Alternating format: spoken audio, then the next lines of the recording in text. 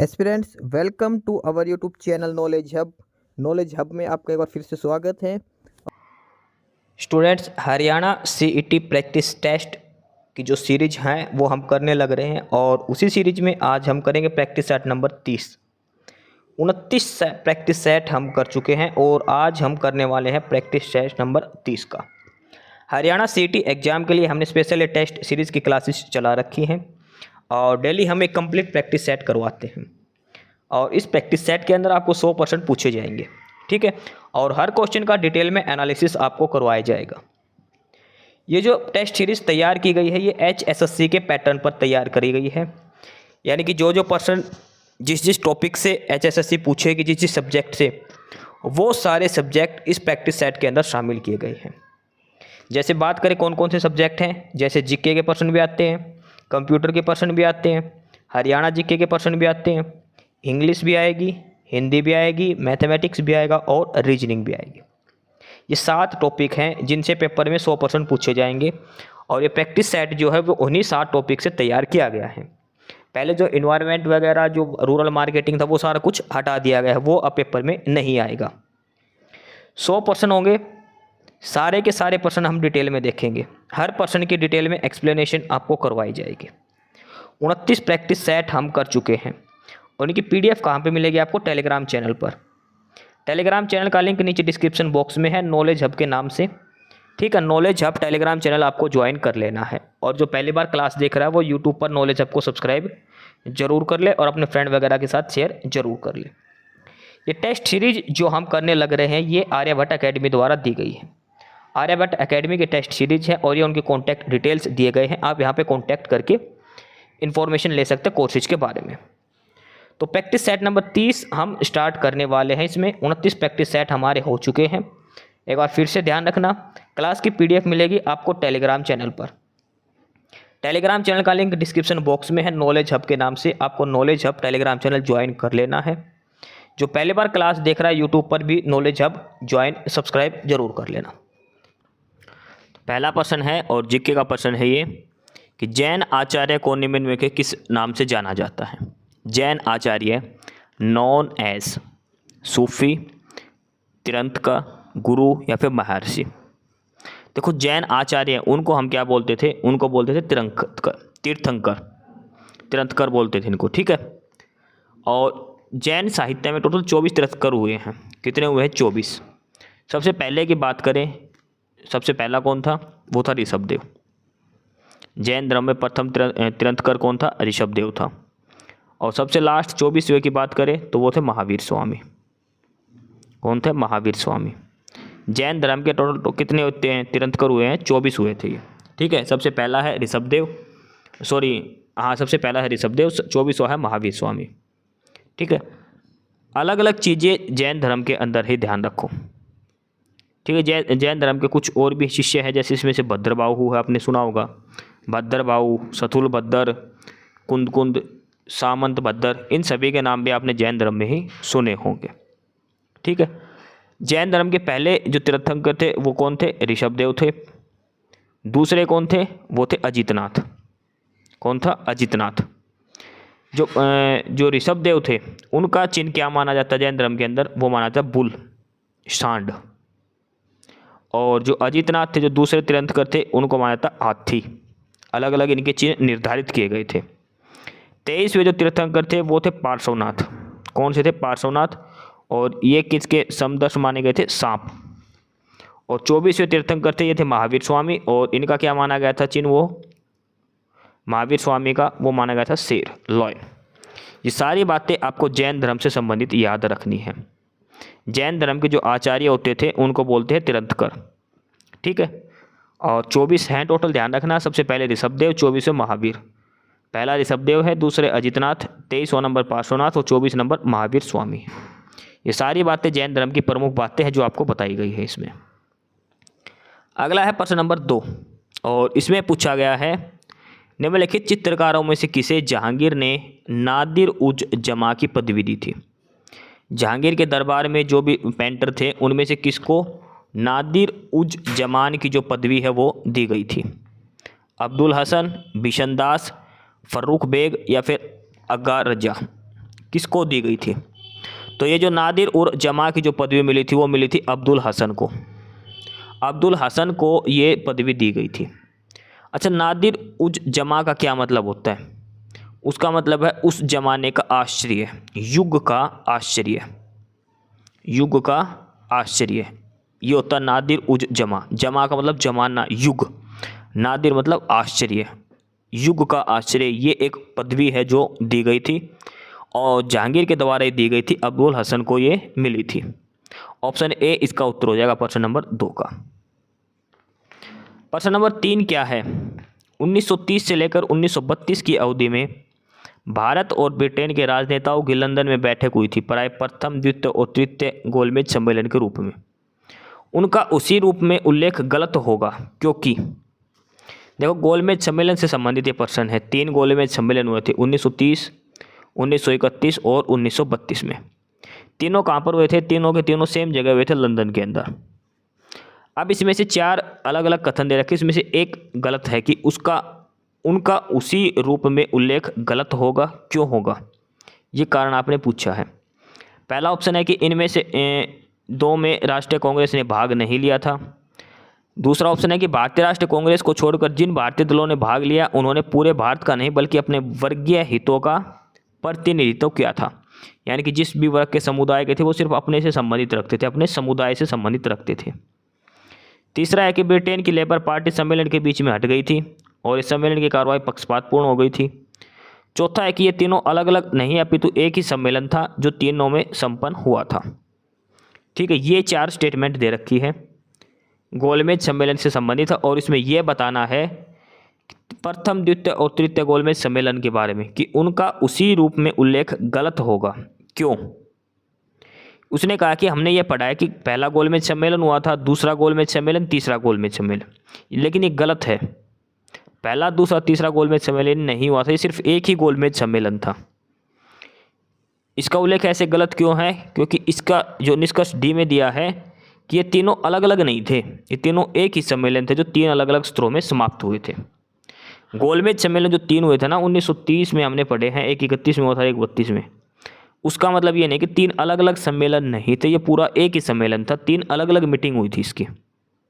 ठीक है, 3 अलग अलग स्तरों में हुआ था भाई। पहले 1930 को हो गया, फिर बोला चलो अगली मीटिंग डिसाइड करते हैं, अगले साल फिर बैठेंगे। फिर 1931 में लास्ट हुआ था 1932 के अंदर। तो ये इसमें पूछा गया प्रश्न कि जो गोलमेज सम्मेलन जो है प्रथम, द्वितीय, तृतीय गोलमेज सम्मेलन, तो इसके बारे में गलत होगा। क्या उल्लेख गलत होगा? यही गलत है कि 3 अलग अलग नहीं थे, ये तीनों एक ही गोलमेज सम्मेलन का हिस्सा है, अलग अलग मीटिंग में ये हुआ था।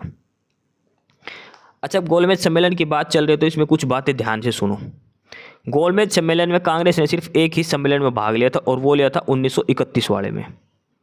3 हुए थे ना, पहला हुआ था 1930 में, दूसरा 31 में और तीसरा हुआ था 1932 में। तो कांग्रेस ने सिर्फ 1931 वाले में भाग लिया था, यानी कि दूसरे गोलमेज सम्मेलन में। और कांग्रेस की तरफ से कौन गया था? महात्मा गांधी गए थे। 1931 वाले दूसरे गोलमेज सम्मेलन में महात्मा गांधी ने भाग लिया था। ठीक है, कांग्रेस की तरफ से। अब 1931 में क्यों गए? क्योंकि गांधी इरविन समझौता हुआ था पहले। गांधी इरविन समझौता 1931 में हुआ था। उसी समझौते के तहत इरविन के कहने पर महात्मा गांधी ने दूसरे गोलमेज सम्मेलन में भाग लिया था। यह सबसे इंपॉर्टेंट पॉइंट है, पेपर में कई बार पूछता है कि महात्मा गांधी ने कौन से गोलमेज सम्मेलन में भाग लिया था। तो इन्होंने भाग लिया था 1931 में। किसके कहने पर भाग लिया था? इरविन के कहने पर। गांधी इरविन समझौता जो 1931 में हुआ था, उसी के तहत गांधी ने भाग लिया था। कांग्रेस की तरफ से सिर्फ और सिर्फ एक ही गोलमेज सम्मेलन में भाग लिया गया था, वो था दूसरा गोलमेज सम्मेलन। ठीक है, 1931 वाला, और वो भी गांधी ने भाग लिया था। एक चीज़ और ध्यान रखना, एक तो है भीमराव अंबेडकर, भीमराव अंबेडकर, और एक नाम है तेज बहादुर सप्रू, आपने सुना होगा पहले भी। भीमराव अंबेडकर, तेज बहादुर सप्रू और एक है मोहम्मद अली जिन्ना। ये 3 नेता ऐसे हैं, वैसे तो और भी थे लेकिन ये 3 प्रमुख ऐसे नेता हैं जिन्होंने तीनों गोलमेज सम्मेलन में भाग लिया था। भीमराव अंबेडकर, तेज बहादुर सप्रू और मोहम्मद अली जिन्ना, इन तीनों ने तीनों गोलमेज सम्मेलनों में भाग लिया था। और महात्मा गांधी ने सिर्फ और सिर्फ दूसरे गोलमेज सम्मेलन में भाग लिया था जो 1931 में हुआ था। ये बात ध्यान रखनी है, मोस्ट इंपॉर्टेंट है गोलमेज सम्मेलन से संबंधित ये बातें। एक सबसे इंपॉर्टेंट बात और है इसमें कि जो उस समय ब्रिटेन का प्राइम मिनिस्टर कौन था, तो वो था रामसे मैकडोनाल्ड। ठीक है। रामसे मैकडोनल्ड जो है वो उस समय ब्रिटेन का प्रधानमंत्री था गोलमेज सम्मेलन के समय में। गोलमेज सम्मेलन के संदर्भ में सारी बातें आपको समझा दी है। पहला हुआ था 1930 में, दूसरा 31 में और तीसरा हुआ था 32 में। सारे नवंबर दिसंबर के महीने में हुए थे। महात्मा गांधी और कांग्रेस ने सिर्फ और सिर्फ दूसरे में भाग लिया था, 1931 वाले में गांधी इरविन समझौता होने के बाद। प्रश्न ये भी पूछा जाता है कि गांधी की तरफ कांग्रेस की तरफ से किसने गोलमेज सम्मेलन में भाग लिया, तो वो लिया था सिर्फ और सिर्फ महात्मा गांधी ने, और वो अभी दूसरे गोलमेज सम्मेलन के अंदर। ठीक है, ये सारी बातें आपको इसमें ध्यान रखनी है। और 3 गोलमेज सम्मेलन, ये वैसे देखा जाए तो एक ही गोलमेज सम्मेलन था, इसकी 3 अलग अलग मीटिंग हुई थी, जिसको हम बोलते हैं कि पहला गोलमेज सम्मेलन, दूसरा गोलमेज सम्मेलन और तीसरा गोलमेज सम्मेलन। प्रश्न नंबर 4 है, गवर्नर जनरल का पहली बार किस अधिनियम के अंतर्गत बनाया गया? गवर्नर जनरल का जो पद है वो किस अधिनियम के तहत बनाया गया था? देखो, गवर्नर जनरल का 2 बार बने थे। पहले तो बना था गवर्नर जनरल ऑफ बंगाल, सबसे पहले तो ये बना था गवर्नर जनरल ऑफ बंगाल। ये बना था कब? 1773 का जो रेगुलेटिंग एक्ट है उसके तहत। लेकिन अगर बात करें गवर्नर जनरल ऑफ इंडिया, पहले तो बंगाल का किले का बना था, उसके बाद इंडिया का बना था। और इंडिया का कब बना था? ये बना था चार्टर एक्ट 1833 के तहत। चार्टर एक्ट 1833 के तहत गवर्नर जनरल ऑफ इंडिया ये बनाया गया था। और पहला गवर्नर जनरल ऑफ इंडिया बना था विलियम बेंटिंक। पहला गवर्नर जनरल ऑफ इंडिया की बात करें, चार्टर एक्ट 1833 के तहत बनाया गया था इंडिया का, तो वो बना था विलियम बेंटिंक। अगर नॉर्मल पूरे भारत में वैसे पूछे भी किसी भी स्टेट के हिसाब से, तो सबसे पहले बना था गवर्नर जनरल, और ये बना था बंगाल का, गवर्नर जनरल ऑफ बंगाल। और ये बना था रेगुलेटिंग एक्ट जो 1773 है उसके हिसाब से। पहला गवर्नर जनरल जो बंगाल का बना था वो बना था वारेन हेस्टिंग्स। वारेन हेस्टिंग्स ये पहला गवर्नर जनरल बंगाल का बना था। और गवर्नर जनरल ऑफ इंडिया की बात करें तो वो बना था विलियम बेंटिंक। ये दोनों चीज़ याद रखनी है। बंगाल का गवर्नर जनरल पूछे तो वो था वारेन हेस्टिंग्स, और इंडिया का गवर्नर जनरल पूछे तो वो बना था विलियम बेंटिक। ये बना था 1773 के एक्ट के तहत, और ये बना था 1833 का जो एक्ट था उसके तहत। ये सारी बात आपको इसमें ध्यान रखनी है। इसका उत्तर हो जाएगा ऑप्शन ए, 1773 का रेगुलेटिंग एक्ट अधिनियम, क्योंकि गवर्नर जनरल का पद सबसे पहले बंगाल में बनाया गया था, 1773 के रेगुलेटिंग एक्ट के तहत बनाया गया था। अगला है प्रश्न नंबर 5। ए और बी ये दोनों साइड अलग अलग, इधर ये अलग अलग जनजातियाँ दे रखी है और इधर राज्य दे रखे हैं। आपको बताना कौन सी जनजाति किस राज्य में निवास करती है, कौन सी जनजाति किस राज्य से संबंधित है। ठीक है, तो इसमें आप देखो सबसे पहले दे रखा ऑप्शन मोपला, मोपला जनजाति, दूसरा है मुरिया, तीसरा है टोडा और चौथा है मुंडा। ठीक है, तो मुंडा, ये जो मुंडी जनजाति है आपको सभी को पता है, मुंडी जनजाति कहाँ पाई जाती है? झारखंड की साइड, छोटा नागपुर का पठार जो है उधर ये पाई जाती है। टोडा जनजाति है ये पाई जाती है तमिलनाडु की साइड। कहाँ पाई जाती है? तमिलनाडु की साइड पाई जाती है। ठीक है, मुरिया कहाँ पाई जाती है? मोपला कहाँ पाई? देखो मोपला विद्रोह हुआ था, ये हुआ था केरल के अंदर, आपने पढ़ा होगा। मोस्ट इंपॉर्टेंट चीज़ है मोपला विद्रोह। मोपला ऐसे लिखी जाएगी स्पेलिंग, मोपला विद्रोह हुआ था, ये हुआ था 1921 में, केरल के अंदर हुआ था। 1921 की बात है। किसने करा था? मुस्लिम लोगों ने किया था, ये मुस्लिम समुदाय के लोगों ने किया था। और किसके खिलाफ किया था? हिंदू और अंग्रेजों के खिलाफ। हिंदू और अंग्रेजी जो जमींदार थे उनके खिलाफ ये प्रदर्शन किया था मुस्लिम समुदाय ने। 1921 का किसान ये माना जाता है, किसान विद्रोह माना जाता है, ये मोपला विद्रोह था जो 1921 का। ठीक है, ध्यान रखना 1921 में हुआ था, केरल के अंदर ये है। मोपला कहाँ पर है? केरल के अंदर है, ये ध्यान रख लेना। टोडा कहाँ पर है? तमिलनाडु के अंदर है। मुंडा कहाँ मिलेगा? मुंडे है वैसे तो है झारखंड, झारखंड के आसपास क्या है? उड़ीसा। ठीक है, और लास्ट बच गया ये मुरिया, ये आ गया छत्तीसगढ़। तो ये अलग अलग जनजाति दे रखी है, ये सारी आपको ध्यान में रखनी है। ठीक है, एक बार फिर से ध्यान रखना, मोपला केरल में, मुरिया छत्तीसगढ़ में, टोडा तमिलनाडु में और मुंडा उड़ीसा के अंदर। ये सारी चीज़ें आपको ध्यान में रखनी है, काफ़ी इम्पोर्टेंट है ये सारी की सारी जनजातियाँ। जो टोडा जनजाति है ना, टोडा जनजाति जो ऑप्शन सी है, जो तमिलनाडु के अंदर पाई जाती है, ये कहाँ मिलती है? ये मिलती है नीलगिरी की पहाड़ियों के पास। नीलगिरी की जो पहाड़ी है वहाँ पर मिलती है टोडा जनजाति।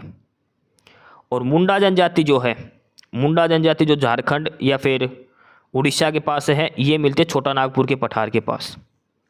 छोटा नागपुर का जो पठार है उधर मिलती है ये सारी चीज़ थी। मोपला विद्रोह था 1921 में, ये भी आपको ध्यान रखना है। अगला है प्रश्न नंबर 6। निम्न महिलाओं के परंपरागत परिधानों एवं राज्यों की एक सूची दी गई है, उनमें से कौन सम्मिलित नहीं है। 4 अलग अलग ये महिलाओं के परिधान हैं जो महिलाएं पहनती हैं वो है, और 4 अलग अलग राज्य बता रखे हैं किस राज्य में कौन सा परिधान है। उसमें से 3 तो सही मिला रखे, एक चौथा है वो गलत दे रखा। आपको बताना है कि कौन सा गलत दिया गया है। ठीक है, आपको यह बताना है कि इसमें से कौन सा गलत है। देखो बोक्कू जो है ये महिला और पुरुष दोनों के लिए है, सिक्किम का है ये। बोक्कू कहाँ का है, सिक्किम का। मेखला क्या है, ये आसाम की साड़ी है। एक मेखला क्या है, आसाम की साड़ी है ये। ठीक है, ये भी सही दिया गया है। फेरन ये कुर्ता होता है, क्या होता है, कुर्ता कमीज होती है, ये कश्मीर की काफ़ी फेमस है ये। फेरन जो है ये कश्मीर की काफ़ी प्रसिद्ध कुर्ता है एक। मेखला आसाम की एक साड़ी है। ऑप्शन सी गलत है। मुंडू जो है, मुंडू ये छत्तीसगढ़ का नहीं है, ये है तमिलनाडु का। मुंडू जो है ये तमिलनाडु का एक परिधान है। तो ऑप्शन सी उत्तर हो जाएगा जो गलत सम्मिलित किया गया था। प्रश्न नंबर 7 है कि घरेलू विद्युत सप्लाई के दौरान काले रंग का जो वायर होता है वो किस काम का होता है। देखो हमने 3 फेज बिजली देखी होगी, जो घरों में बिजली आती है उसमें 3 प्रकार के तार होते हैं। एक तो होता है रेड कलर का, ठीक है, एक होता है ग्रीन कलर का और एक होता है ब्लैक कलर का। घरों के अंदर जो बिजली आती है उसमें जो तार होते हैं वो 3 प्रकार के होते हैं। पहला रेड कलर का, दूसरा होता है ग्रीन कलर का और तीसरा होता है ब्लैक कलर का। ये 3 प्रकार के तार होते हैं जो हमारे घरों में जो बिजली आती है उसके अंदर। ठीक है, लाल जो तार होता है लाल रंग का, इसको हम बोलते हैं लाइव वायर। मुख्य जो करंट वाला तार है, जो पॉजिटिव चार्ज पार्टिकल जिसमें करंट आएगा वो होता है लाल वाला, लाइव वायर इसको बोलते हैं, जो ऑप्शन ए में दिया गया है। लाल तार की बात हो रही है ये। हरे रंग का जो तार है ग्रीन, इसको बोलते हैं हम अर्थ का तार, अर्थ वायर, जो ऑप्शन बी के अंदर दिया गया है। ठीक है, उसको बोलते हैं अर्थ वाला तार। और ब्लैक जो है उसको बोलते हैं नेगेटिव, और ये होता है न्यूट्रल। क्या होता है, न्यूट्रल। ऑप्शन सी इस प्रश्न का उत्तर हो जाएगा, न्यूट्रल वायर इसको बोला जाता है। ठीक है, जो रेड वाला होता है इसको बोला जाता है लाइव वायर, और इसको एक नाम दिया जाता है पॉजिटिव। ग्रीन वाला होता है इसको बोलते हैं अर्थ वायर। ठीक है, और जो ब्लैक वाला होता है इसको न्यूट्रल भी बोलते हैं और इसको नेगेटिव भी बोलते हैं। ये चीज़ आपको ध्यान रखनी है। घरों के अंदर जो भी आपने 3 फेस जो बिजली देखी होगी, कुछ ऐसे उपकरण है जैसे कूलर वगैरह या फ्रिज, उसके अंदर जो तार होते हैं 3 प्लग वाला लगता है उसके अंदर। तो उसके अंदर 3 प्लग पाए जाते हैं उस डोरी के अंदर, लाल, हरा और काला। सबसे इंपॉर्टेंट लाल तार रहेगा, ध्यान रखना, सबसे ज़्यादा करंट उसमें ही है, सारा करंट। प्रश्न नंबर 8 दिया है, कौन सा ईंधन न्यूनतम पर्यावरण प्रदूषण उत्पन्न करेगा। पर्यावरण प्रदूषण किससे सबसे कम होगा, जो हरित पदार्थ है। ठीक है, यानी कि जो कार्बन के अवशेष सबसे कम पैदा करते हो। डीजल हो गया, कोयला और केरोसिन, ये तो सबसे ज़्यादा प्रदूषण करने वालों में तीनों के तीनों। लेकिन हाइड्रोजन जो गैस है, हाइड्रोजन गैस से अवशेष नहीं बचते। ठीक है, हाइड्रोजन गैस का मैक्सिमम कंबशन होता है, मैक्सिमम जलती है, ये अवशेष नहीं छोड़ती हाइड्रोजन गैस। इस वजह से सबसे कम प्रदूषण होता है हाइड्रोजन से। हाल फिलहाल में एक हाइड्रोजन ट्रेन भी चलाई गई है, और वो चली हरियाणा में जींद से लेकर सोनीपत के बीच में। जींद से लेकर सोनीपत के बीच में पहली इंडिया में हाइड्रोजन ट्रेन चलाई गई है, हरियाणा के अंदर जींद से लेकर सोनीपत के बीच में। अगला है प्रश्न नंबर 9, जो हमारी त्वचा है, ह्यूमन स्किन, वो क्या है। एक कोशिका है, एक उत्तक है, एक टिश्यू है, या फिर एक अंग है। तो हमारी जो ह्यूमन स्किन होती है वो एक ऑर्गन है, शरीर का एक उत्तक के रूप में काम करती है। मानव शरीर की जो त्वचा होती है वो एक उत्तक का काम करती है। प्रश्न नंबर 10 है, हृदय स्पंदन एक विद्युतीय तरंग द्वारा निष्पादित होता है, जो कहाँ से उपजती है। प्रश्न इंग्लिश में पढ़ो, heart beat are caused by an electric current that originates in the. देखो दिल के अंदर जो हमारी हार्ट बीट होती है ना, इसके अंदर आपने सुना होगा पेस मेकर डाल देते हैं कई बार, क्योंकि वहाँ पे जो करंट है, जो साइनोसोडियल, जो आपने सुना होगा साइनोट्रियल नोड होती है, वो आपने सुना होगा, वो एकदम से करंट नहीं बना पाती, इसलिए पेस मेकर वगैरह डालते हार्ट के अंदर। ठीक है, आर्टिफिशियल करंट बनाया जाता है। तो जो हार्ट बीट होती है, जो इलेक्ट्रिक करंट जो होता है, ये कहाँ पे बनता है? देखो इसमें तो ऑलरेडी यहाँ पे हार्ट बीट मेंशन किया गया है पर्सन में ही, तो ये किससे संबंधित हो गया? हार्ट से संबंधित हो गया। ठीक है, आर्टिफिशियल करंट डाला जाता है पेस मेकर की सहायता से। कई जो काफ़ी पुराने मरीज होता है दिल के, उनके पेस मेकर डाल देते हैं दिल के अंदर, ताकि उनका दिल काम करता रहे। अगला है प्रश्न नंबर 11। न्यायमूर्ति सत्येंद्र सिंह को हाल ही में मध्य प्रदेश का लोक आयुक्त नियुक्त किया गया है। लोक आयुक्त की नियुक्ति कौन करता है? देखो प्रश्न घुमा रखा है, कुछ भी नहीं पूछना इसमें, ये प्रश्न याद रखना बस कि लोक आयुक्त की नियुक्ति कौन करता है।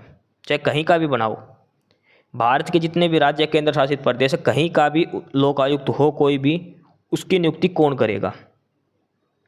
तो देखो अगर किसी भी राज्य का लोक आयुक्त है तो उस राज्य का राज्यपाल उसको नियुक्त करेगा। राज्य का जो गवर्नर है, स्टेट का गवर्नर है, जो राज्यपाल है, वो ही लोक आयुक्त की नियुक्ति करता है।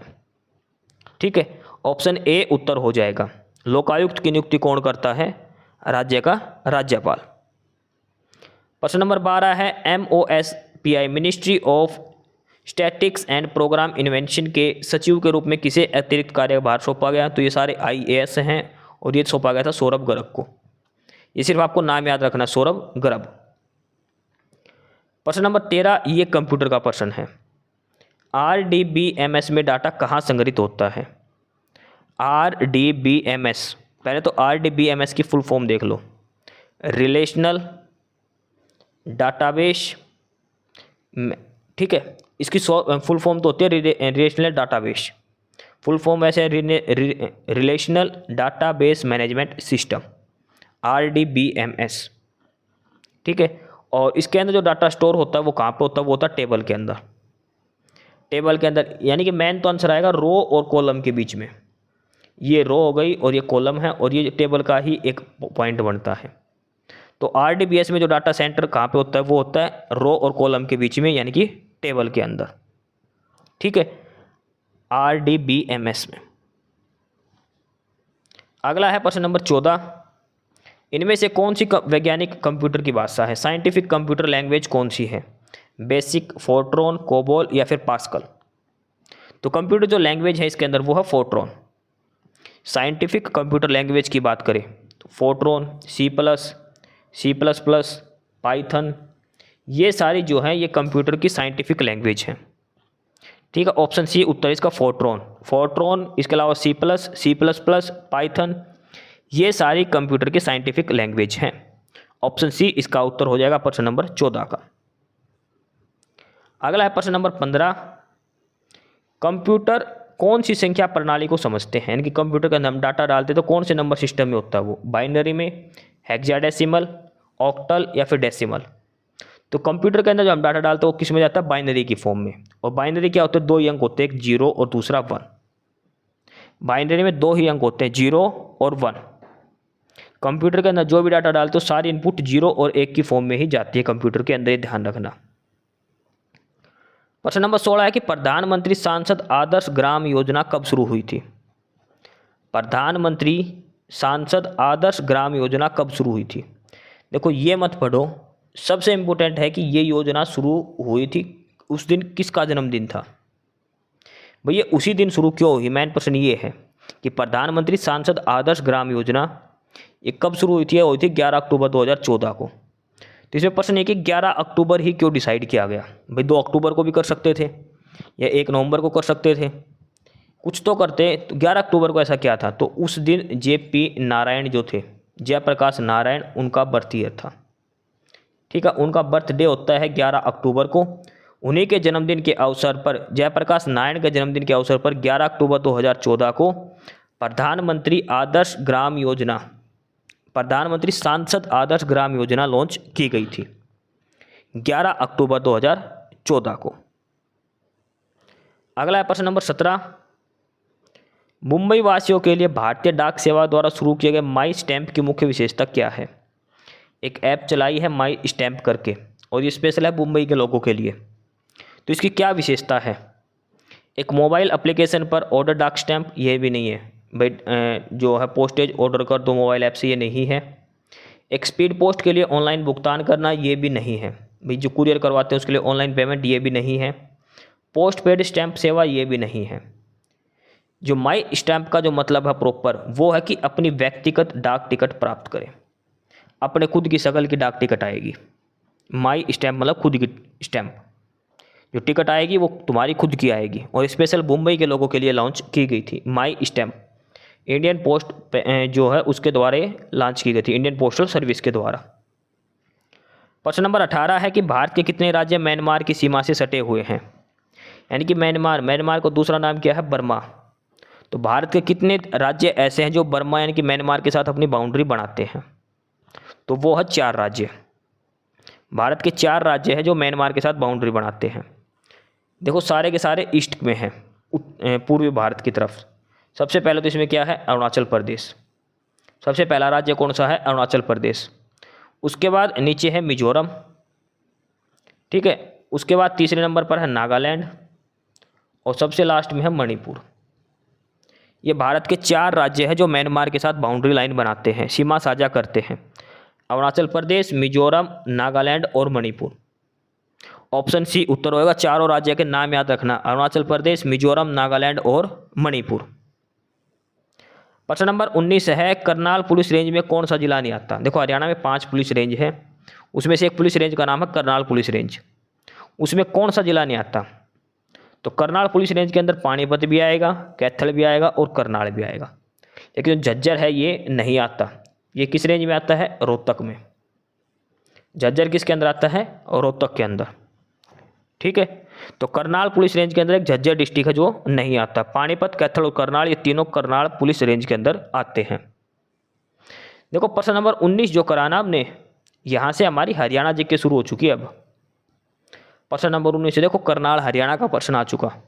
18 तक हमने सिंपल जीके देखी, 5-4 सवाल कंप्यूटर के देखे। अब प्रश्न नंबर 19 से 40 तक जो 22 प्रश्न आएंगे ना लगातार, ये सारे आएंगे हरियाणा जीके के। अब ठीक है, तो प्रश्न नंबर 19 हमने देख लिया। प्रश्न नंबर 20 देखेंगे, ये भी हरियाणा का ही है। कौन सी जगह संत सूरदास का जन्म स्थान माना जाता है? संत सूरदास का जन्म, इनका जन्म हुआ था फरीदाबाद के अंदर। फरीदाबाद में कहाँ पर? सीही गांव के अंदर। संत सूरदास का जन्म हुआ था फरीदाबाद के सीही गांव में, ये ध्यान रखना। देखो जो क्लास मैं करवा रहा हूँ ना, इसकी PDF आपको मिल जाएगी, टेलीग्राम चैनल पर मिलेगी, नॉलेज हब को, लिंक डिस्क्रिप्शन बॉक्स में है। और जो पहली बार क्लास देख रहे हो तो एक बार यूट्यूब पर नॉलेज हब को सब्सक्राइब जरूर कर देना, ठीक है। 29 प्रैक्टिस सेट हो चुके, 30 नंबर का कर रहे हैं हम ये। फरीदाबाद के सीही में सूरदास जी का जन्म हुआ था। ऑप्शन सी इसका उत्तर हो जाएगा। अगला है प्रश्न नंबर 21, और इसमें दिया है हरियाणा भारत में पशुपालन में किस राज्य के बाद आता है? पशुपालन में पहले नंबर पर कौन सा राज्य है, उसके बाद दूसरे नंबर पर हरियाणा है। तो पहले पर कौन है? कर्नाटक, गुजरात, पंजाब या फिर तमिलनाडु? तो वो है गुजरात। पशुपालन में पूरे इंडिया में पहले पर गुजरात है और दूसरे पर है हरियाणा। अगला है प्रश्न नंबर 22, बापोली जो गांव है वो हरियाणा के किस जिले के अंतर्गत आता है? बापोली अंबाला में, करनाल, पानीपत या फिर जिंद? तो बापोली आता है पानीपत के अंदर। ऑप्शन बी इसका उत्तर हो जाएगा। अगला है प्रश्न नंबर 23, देहाती मेला कहाँ लगता है? देहाती मेले का आयोजन कहाँ किया जाता है? करनाल में, फरीदाबाद में, कैथल या फिर पंचकूला के अंदर? तो देहाती मेला जो होता है ये लगता है कैथल के अंदर। कैथल डिस्ट्रिक्ट के अंदर देहाती मेले का आयोजन किया जाता है।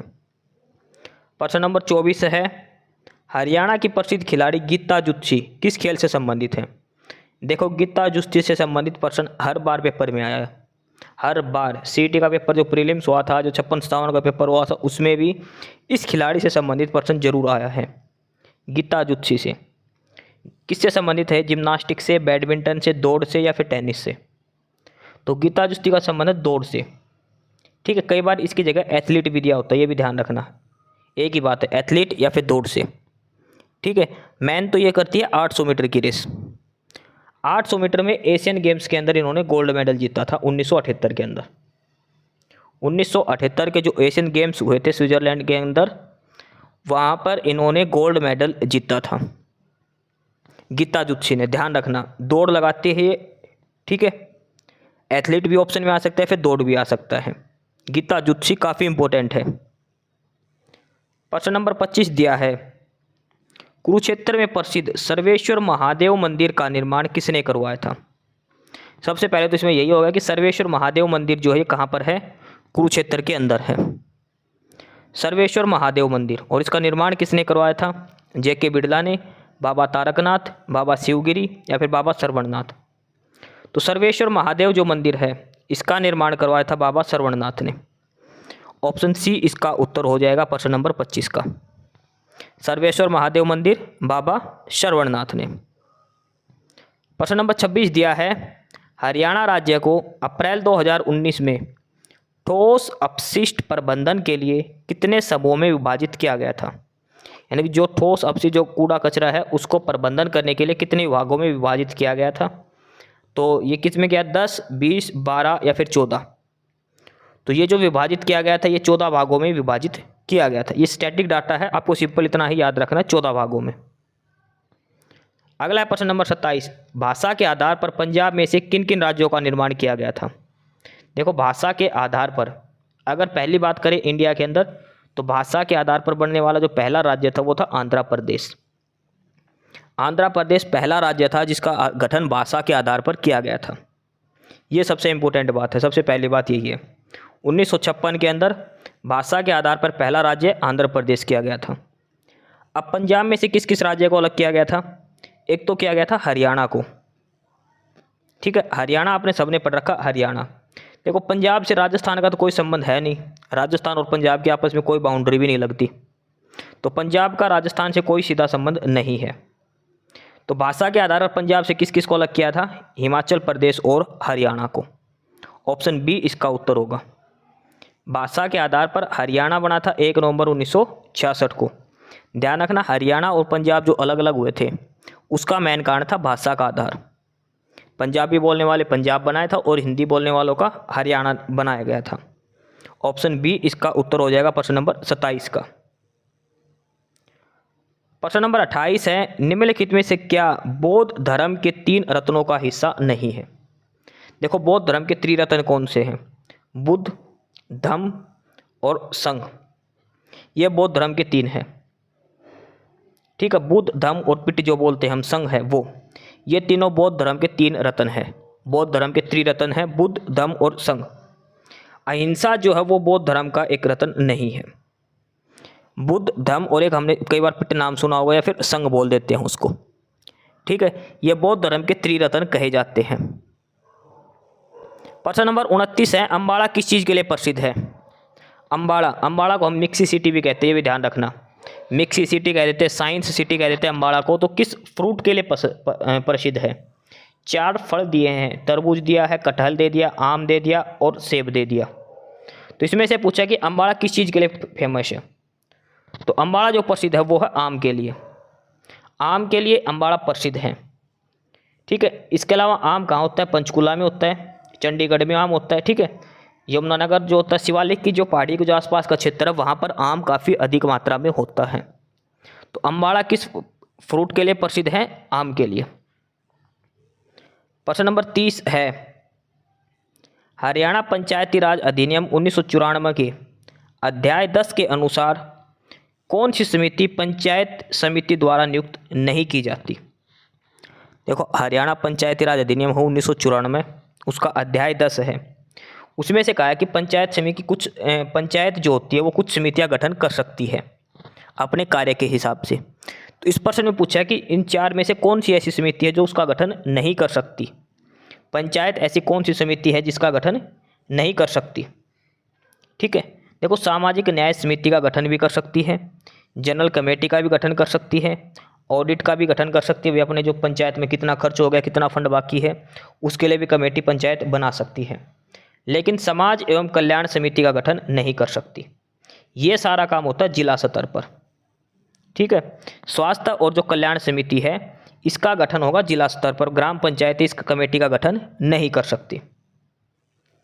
अगला है प्रश्न नंबर 31, हरियाणा में पहला आकाशवाणी केंद्र कहाँ स्थापित हुआ था?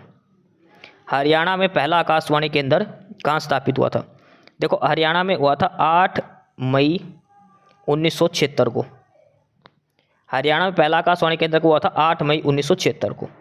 कहाँ हुआ था? रोहतक, हिसार, कुरुक्षेत्र या फिर गुड़गांव? तो ये हुआ था रोहतक के अंदर। 8 मई 1976 को कहाँ पे हुआ था? रोहतक के अंदर। इसके बाद हुआ था कुरुक्षेत्र के अंदर 1991 के अंदर।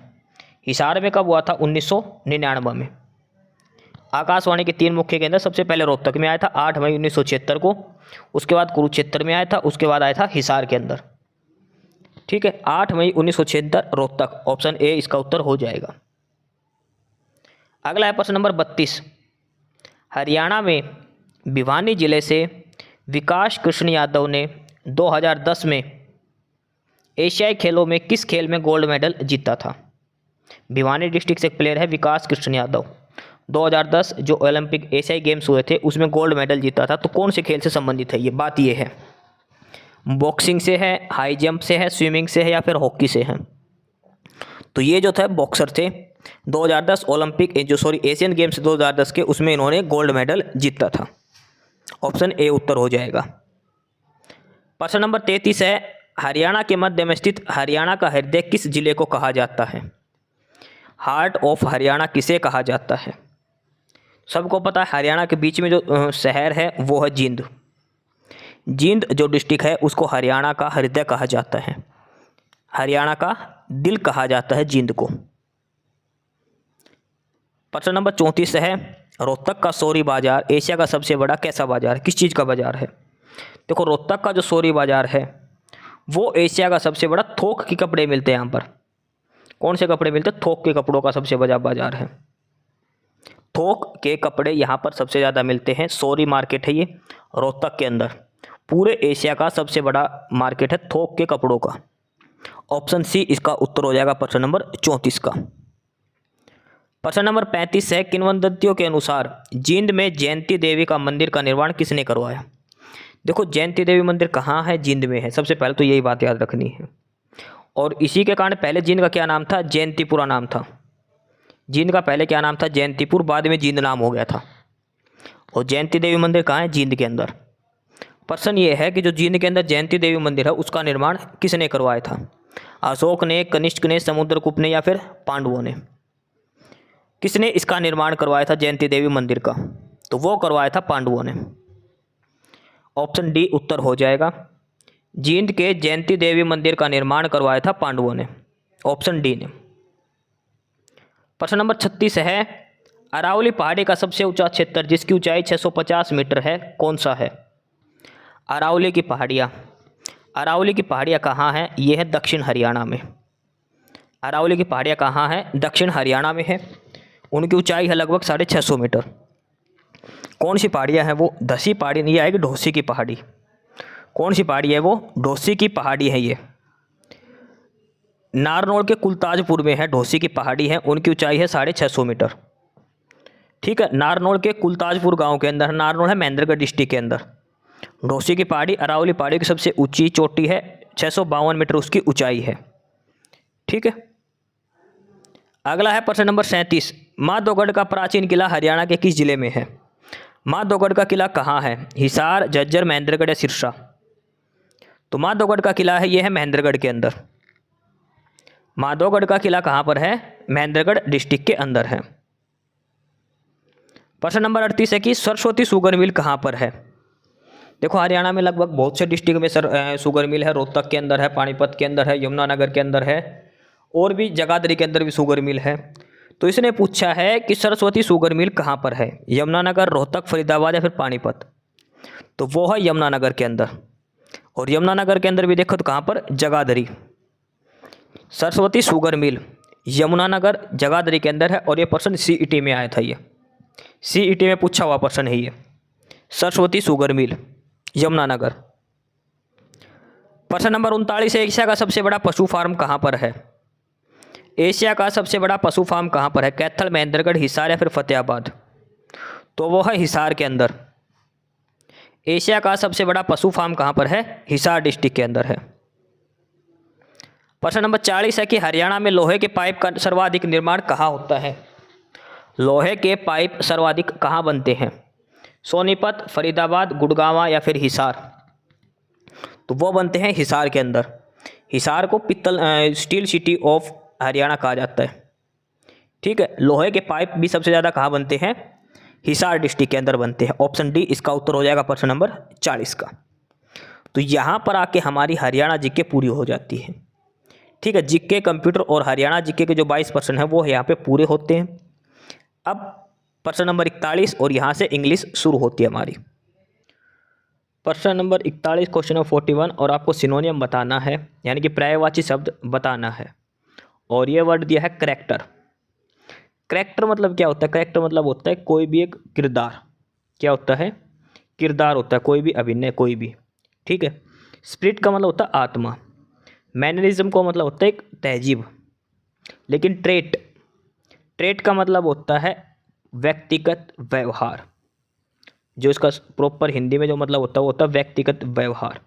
जो करैक्टर क्या होता है? वो किरदार होता है, जो व्यक्तिगत व्यवहार जो होता है किसी के बारे में जो बताता है भाई उसका करैक्टर कैसा है। ठीक है, तो करैक्टर ट्रेट, ऑप्शन बी इसका आंसर हो जाएगा। सिनोनियम पूछा है।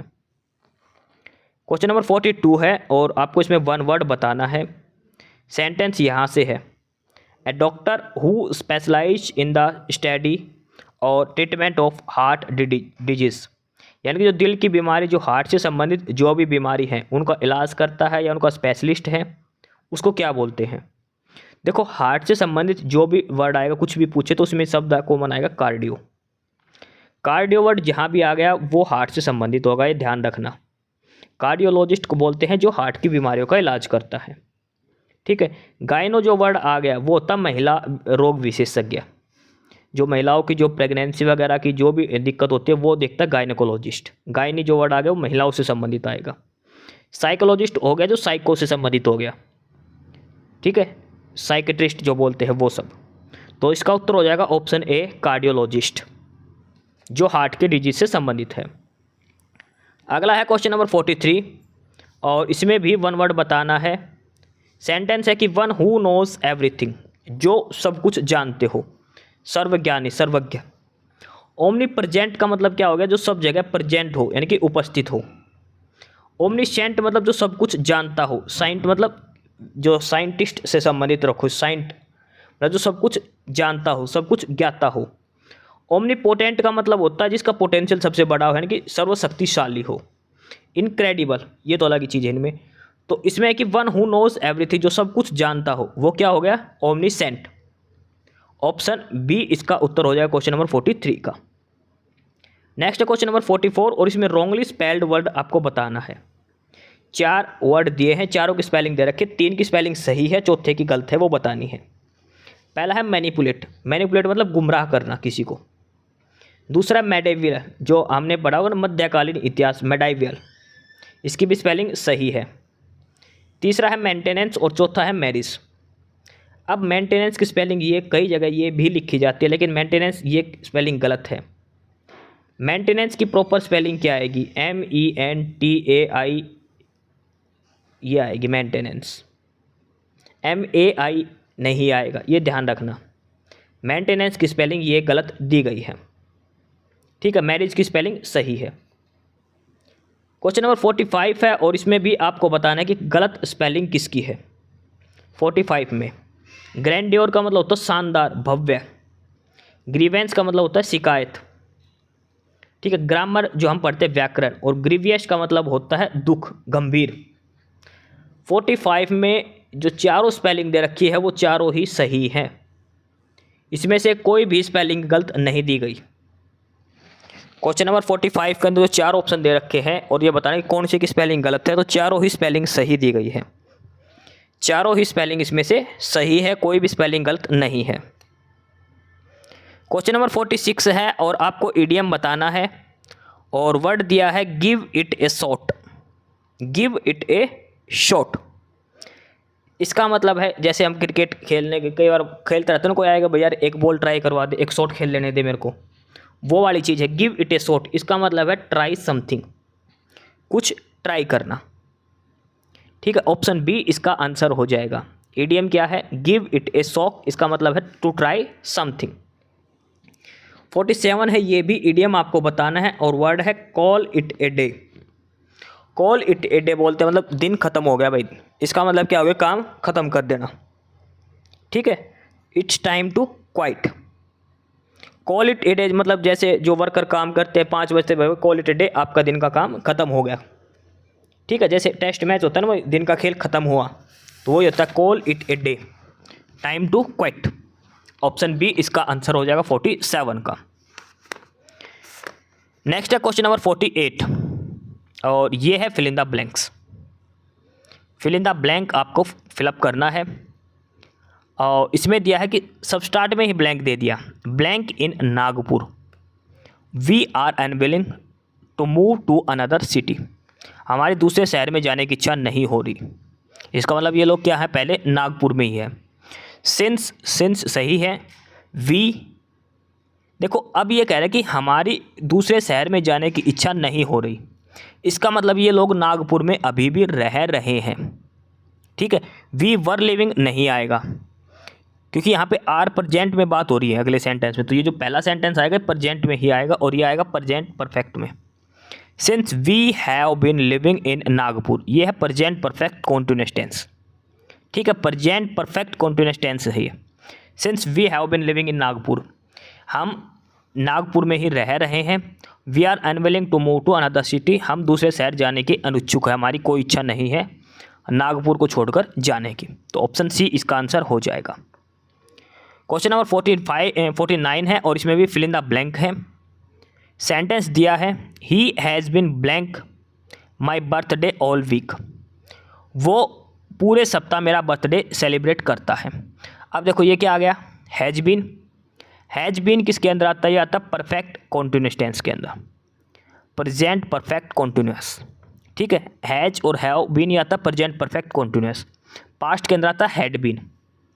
तो प्रेजेंट परफेक्ट कॉन्टिन्यूअस की क्या होती है, हैज या हैव प्लस वर्ब की थर्ड यानी कि बीन आएगा प्लस वर्ब की फॉर्म के साथ आईएनजी आएगा, तो ये आएगा सेलिब्रेटिंग। ये है परफेक्ट कॉन्टिन्यूअस टेंस। अगर परफेक्ट टेंस होता उसमें आती है वर्ब की थर्ड फॉर्म, हैज या हैव आता, वहाँ पर उसके साथ बीन नहीं आता। ठीक है, तो ये आएगा सेलिब्रेटिंग, वर्ब के फर्स्ट फॉर्म के साथ आईएनजी आएगा परफेक्ट कॉन्टिन्यूअस टेंस के अंदर। ऑप्शन ए इसका उत्तर हो जाएगा। अगला question number 50, from the given options identify the segment in the sentence which contain the grammatical error. Sentence दिया है और आपको बताना है किस पोर्शन में एरर है। सेंटेंस यहाँ से है, the book provide ample guidance and practice in learning English conversations effectively for all age groups. अब छोटी सी गलती है, आराम से सेंटेंस पढ़ो। The book provide ample guidance, जो बुक है ये हमें प्रोवाइड करती है अच्छी गाइडेंस, प्रचुर मात्रा में गाइडेंस और प्रैक्टिस इंग्लिश कन्वर्सेशन लर्न करने के लिए। देखो द बुक ये क्या है, सिंगुलर सब्जेक्ट है और प्रोवाइड है ये प्रेजेंट टेंस है, तो सिंगुलर सब्जेक्ट के साथ प्रेजेंट टेंस में वर्ब के साथ या तो एस या ई एस लगेगा, तो प्रोवाइड की जगह क्या आएगा, प्रोवाइड्स आएगा यहाँ पे। ठीक है, अगर नेगेटिव सेंटेंस होता तो यहाँ पे आता डज नॉट, डू नॉट नहीं डज नॉट, तो द बुक प्रोवाइड्स एस या ई एस लगाया जाएगा प्रोवाइड के पीछे। अब ये चीज़ किस लाइन में दी गई है, ये दी गई है ऑप्शन डी के अंदर। ऑप्शन डी में एरर है, कहाँ पर एरर है, प्रोवाइड में, यहाँ पे क्या आएगा, प्रोवाइड्स आएगा। ठीक है, ये है क्वेश्चन नंबर 50 में जो एरर है वो। अब क्वेश्चन नंबर 51 है, सेम है, इसमें भी आपको बताना किस पोर्शन के अंदर एरर है। सेंटेंस यहाँ से स्टार्ट है, while we would like all Indian children to go to school we need to ponder why they does not. छोटा सा क्वेश्चन है, बिल्कुल छोटा सा एरर है। देखो while we would like all Indian children to go to school, ठीक है, यहाँ तक कोई गलती नज़र नहीं आ रही। We need to ponder why they does not. अब देखो यहाँ पे दे डज नॉट कौन सा टेंस हो गया, प्रेजेंट इंडेफिनेट। अब देखो डू और डज कब लगता है, डू लगता है प्लूरल के साथ और डज लगता है सिंगुलर सब्जेक्ट के साथ, यानी कि ही सी इट या कोई नाम हो तब लगता है डज। दे रखा है प्लूरल है, यहाँ पे डज नहीं आएगा, यहाँ पे क्या आएगा, डू आएगा। समझ गए, जहाँ पर एस या ई एस जिस सब्जेक्ट की वर्ब के साथ लगता है उसी के साथ डज लगता है, तो यहाँ पर डज की जगह क्या आएगा, डू आएगा। डज की जगह क्या आएगा, डू आएगा। ये छोटा सा ये एरर है और ये किस सेंटेंस के अंदर दिया है, ये दिया गया है ऑप्शन डी के अंदर। वाई दे डज नॉट, यहाँ पे क्या आएगा, डू नॉट। समझ गया एरर इसमें? ऑप्शन डी इसका आंसर हो जाएगा। अगला है क्वेश्चन नंबर 52 और इसमें एक पूरे सेंटेंस है यहाँ से, you are likely to outshine others, इतना पूरा सेंटेंस पढ़ना है और ये बताना है जो फ्रेज, ये जो लाइन दी गई, इतना जो सेंटेंस दिया है ये सही दिया है। अगर ये गलत है तो 4 ऑप्शन में बताना है कौन सा आएगा फिर उसकी जगह। सेंटेंस है कि on the academic front you are likely to outshine others and take up a better career. इसमें आपको बताना है कौन सा आएगा, you are likely to outshine others. ठीक है, और इस सेंटेंस के अंदर आपको ये देखना है कि कोई एरर है या नहीं है। तो इसमें जो देखो, एक चीज़ ध्यान से देखो, on the academic front you are likely to outside, देखो टू के साथ क्या आ रही है वर्ब की फर्स्ट फॉर्म, बिल्कुल सही है, others and take up a better career. इसके अंदर कोई भी एरर नहीं है। इस सेंटेंस के अंदर जो लाइन दे रखी है यहाँ से यू आर से लेकर अदर्स तक की, इसमें कोई भी एरर नहीं दिया गया है। ठीक है, इसका मतलब जो सेंटेंस है ये बिल्कुल सही दिया गया है, कोई हमें इम्प्रूवमेंट की ज़रूरत नहीं है। ऑप्शन डी इसका उत्तर हो जाएगा। 53 में है, सेम चीज़ है, वही चीज़ आपको बतानी है। और ये कहाँ से शुरू है, ये है यहाँ से, ट्रैवलिंग बाय द ट्रेन में हैव डिलेड। इसमें बताना है कोई एरर है या नहीं है, कोई इम्प्रूवमेंट चाहिए या नहीं चाहिए। सेंटेंस क्या है, those who are travelling today by train may have delayed. May have delayed नहीं आएगा, मे डिलेड आएगा, may delayed in reaching their destinations. Have यहाँ पे एक्स्ट्रा दिया है, सुपरफ्लुअस दिया गया है। और ये कौन सा सेंटेंस है जो बिना हैव के है, ट्रैवलिंग टुडे इन ट्रेन नहीं आएगा, बाई ट्रेन आएगा यहाँ पे। ये ऑप्शन ए ही सही रहेगा इसका। ठीक है, ऑप्शन ए ही आएगा, बाई ट्रेन ट्रैवल कर रहे हैं, मे गेट डिलेड, लेट हो सकते हैं। 53 का ऑप्शन ए उत्तर हो जाएगा। 54 और 55 ये 2 प्रश्न हैं जो आपको पैराग्राफ पढ़कर जिनका आंसर करना है। और ये सारे आंसर कैसे करोगे, पैराग्राफ पढ़ के, और वो कहाँ से पढ़ोगे आप, पीडीएफ से। पीडीएफ कहाँ पर मिलेगी, टेलीग्राम पर। अच्छा, टेलीग्राम का लिंक कहाँ है, डिस्क्रिप्शन बॉक्स में। किस नाम से है, नॉलेज हब के नाम से। तो नॉलेज हब टेलीग्राम पर ज्वाइन कर लो। और जो पहली बार यूट्यूब पर देख रहा वो नॉलेज हब को सब्सक्राइब जरूर कर ले, अपने फ्रेंड वगैरह के साथ शेयर जरूर कर ले। यहाँ पे आके हमारी इंग्लिश पूरी हो गई, 55% हो गए। प्रश्न नंबर 56 से अब हमारी हिंदी शुरू होएगी। 15% अब हम हिंदी के करने वाले हैं। ठीक है, प्रश्न नंबर 56 दिया है, भोजन प्लस आलय भोजनालय, इसमें कौन सी संधि है। भोजन प्लस आलय, इसमें कौन सी संधि है, तो ये है दीर्घ संधि। भोजन प्लस आलय भोजनालय, इसमें कौन सी संधि है, दीर्घ संधि। ऑप्शन ए इसका उत्तर हो जाएगा। प्रश्न नंबर 57 है, अव्ययभावी समास किसके अंदर है।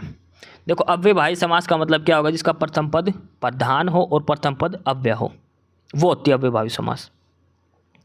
अब देखो इसमें दिया है करुणापूर्ण, करुणा से जो पूर्ण है, इसमें कौन सा समास हो गया, तत्पुरुष। करुणापूर्ण में कौन सा समास है, तत्पुरुष समास है। कमल नयन, कमल के समान नयनों वाला, इसके अंदर एक तो कर्मधारय समास भी है। ठीक है, और इसके अंदर बहुव्रीहि समास भी हो सकता है। अगला है चतुर्भुज, चतुर्भुज के अंदर भी कौन सा समास है, बहुव्रीहि समास है चतुर्भुज के अंदर। यथासंभव, इसके अंदर है अव्ययभावी समास, प्रथम पद प्रधान है और अव्यय है, अविकारी शब्द है यथा। तो यथासंभव जो शब्द है इसमें अव्ययभावी समास दिया गया है। ऑप्शन डी इसका उत्तर हो जाएगा।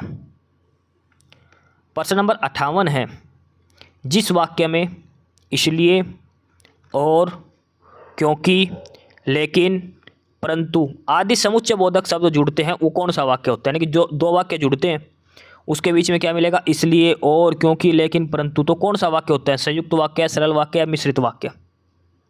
तो वो जो वाक्य होता है वो होता है संयुक्त वाक्य, जहाँ 2 वाक्यों को जोड़ा जाता है आपस में, या तो बीच में और आएगा या इसलिए आएगा, क्योंकि आएगा, लेकिन, परंतु, ये सब आएंगे, संयुक्त वाक्य होता है।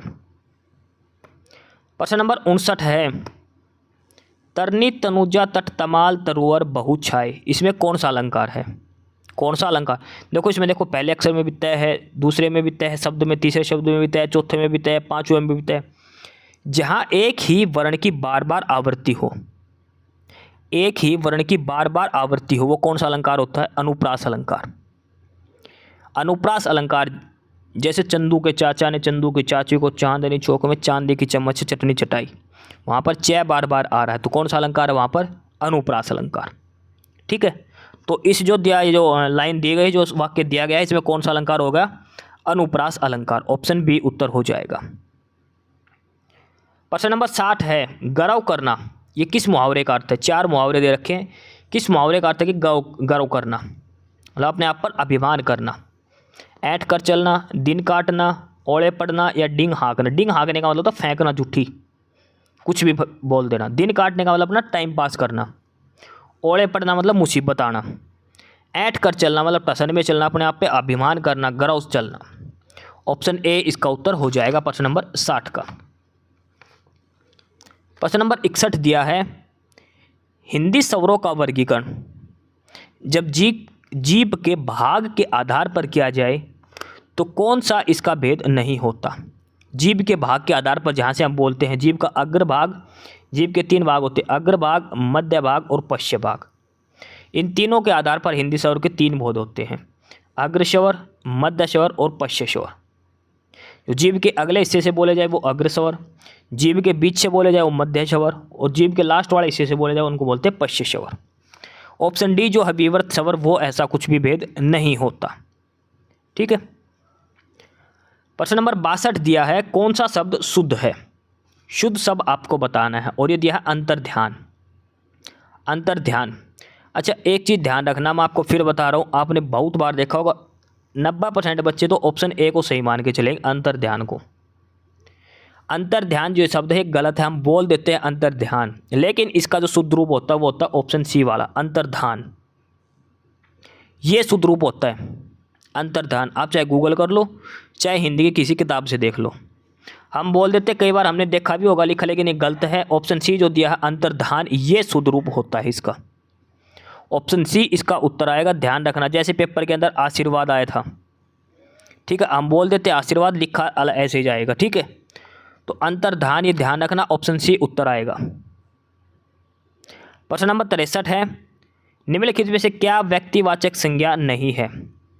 यानी कि 4 में से 3 शब्द ऐसे हैं जो व्यक्तिवाचक संज्ञा को दर्शाते हैं, यानी किसी व्यक्ति, वस्तु, स्थान आदि का नाम बताते हैं।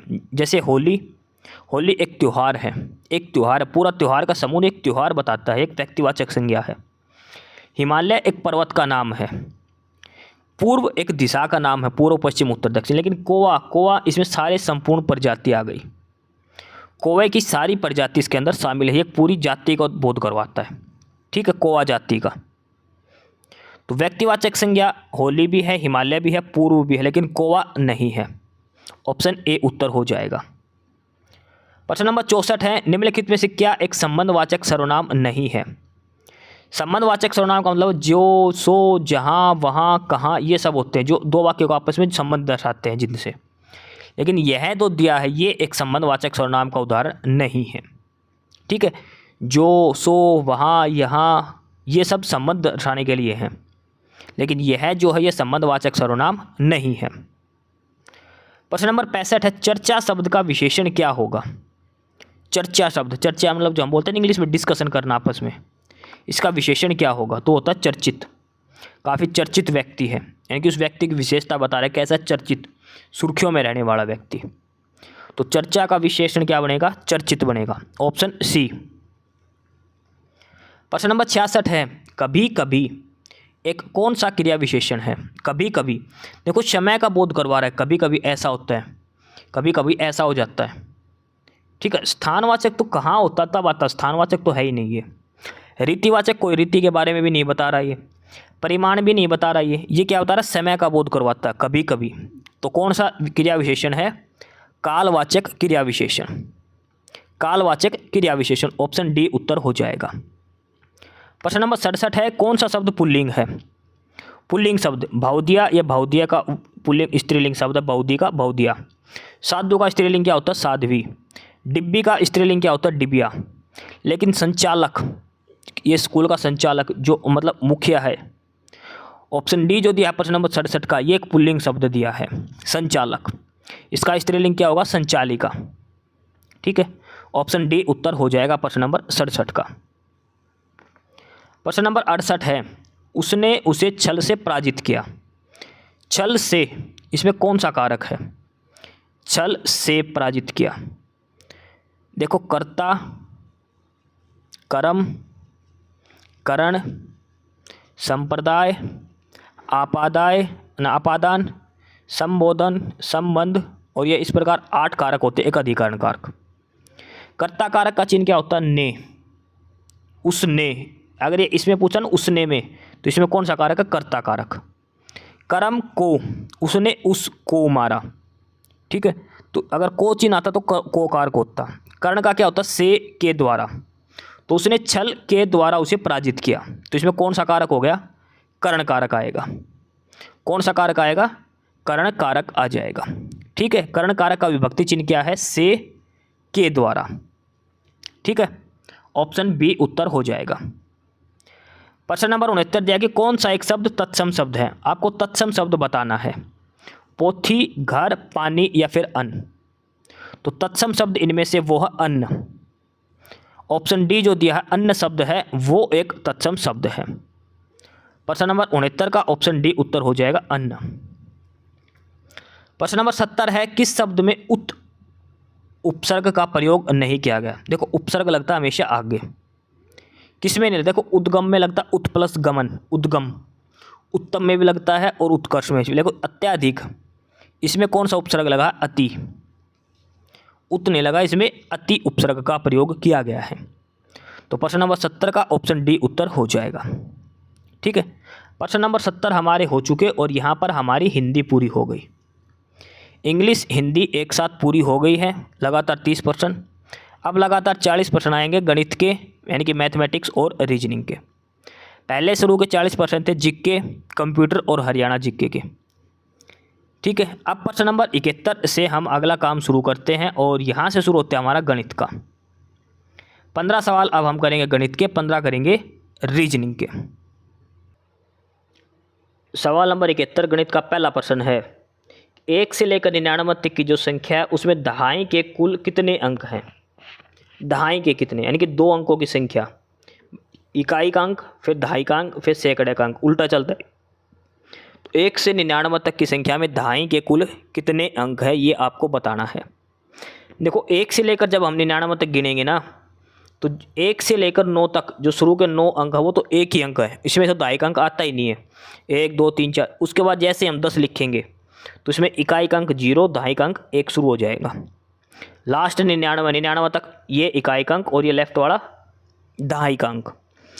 तो 1 से 99 तक पहले तो संख्या बताओ टोटल कितनी है? 99 संख्याएं हैं, उसमें से शुरू की 9 संख्याओं में तो दहाई का अंक होता ही नहीं है, वो घटा दो तो बची कितनी? 90 संख्याएं। 90 संख्याएं हैं 1 से 99 तक जिनमें दहाई का अंक होता है। ठीक है, ऑप्शन बी इसका उत्तर हो जाएगा। सवाल नंबर 72 दिया, कौन सी संख्या अभाज्य है जो किसी से भी भाग ना होती हो? अभाज्य संख्या बतानी है। 253, 243, 273 तीनों ही अभाज्य हैं। ठीक है, लेकिन जो सॉरी भाई 263 भी अभाज्य, 253 नहीं है। 253 को 11 से भाग दो, 11 दूनी 22, बच गया 3, 33, 11 तिया 33। ठीक है, 253 11 और 23 दोनों से पूरा पूरा भाग हो रही है, तो इसका उत्तर हो जाएगा ऑप्शन सी। प्रश्न नंबर 72 का ऑप्शन सी उत्तर हो जाएगा।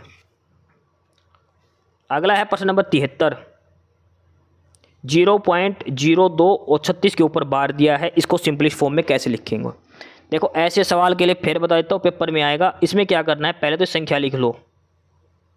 ठीक है, 0 के साथ पॉइंट के बाद जो भी संख्या है सारी की सारी लिख लो। लिख ली। अब जिसके ऊपर बार नहीं है ना, जैसे 0 और 2 के बार नहीं, 2 के ऊपर, तो वो तो इसमें से घटा दो, यानी कि 236 में से 2 घटा दो। भाग किससे करना? जितने के ऊपर बार है ना उतने नोके लिखने। 2 के ऊपर बार है, 2 नोके लिखने हैं। कितनी संख्याओं पे बार नहीं है? 2 पे नहीं है भाई, इन 2 पे तो है 0 और 2, इन पे 2 पे नहीं है, तो उतने ही 0 लिख दो। जितने पर बार है उतने नोके लिखने हैं और जितने पे बार नहीं है उतने 0 लिखने हैं। पॉइंट के बाद चाहे कितने भी 0 दे रखो, सारे काउंट किए जाएंगे। ठीक है, तो ये ऊपर क्या बच जाएगा? 234, 236 में से 2 गए तो 234 बटे 9900, 234 बटे 9900। ठीक है, इसको काट पीट लेना और ये बचेगा 13 बटे में 550। ऑप्शन डी इसका उत्तर आएगा प्रश्न नंबर 73 का। प्रश्न नंबर 74 दिया है, एक परीक्षा में उत्तीर्ण होने के लिए यानी कि पास होने के लिए जो प्राप्त अंक है वो 42% होने चाहिए। अधिकतम अंक 450 है, तो परीक्षा में उत्तीर्ण होने के लिए कितने अंक प्राप्त करना आवश्यक है? यानी कि टोटल 450 नंबर का पेपर है और पास होने के लिए कितने चाहिए? 42%। तो 450 का 42% निकाल दो। 2 जीरो से जीरो कट जाएगी, 5 नीम 45, 5 दूनी 10, 2 से काटेंगे तो 21 दूनी 42 और इसको 9 से गुणा करेंगे तो 189। तो पास होने के लिए कम से कम कितने नंबर चाहिए? 189। सीधा सा सवाल है, 450 का 42% आपको निकालना है। ठीक है, ऑप्शन डी इसका उत्तर हो जाएगा सवाल नंबर 74 का। सवाल नंबर 75 दिया है कि एक कक्षा में किसी दिन 5% छात्र अब्सेंट हैं और जो प्रेजेंट है, जो उपस्थित हैं, उनकी संख्या 38 है। तो उस दिन छात्र क्लास में कितने छात्र उपस्थित थे, ये आपको बताना है।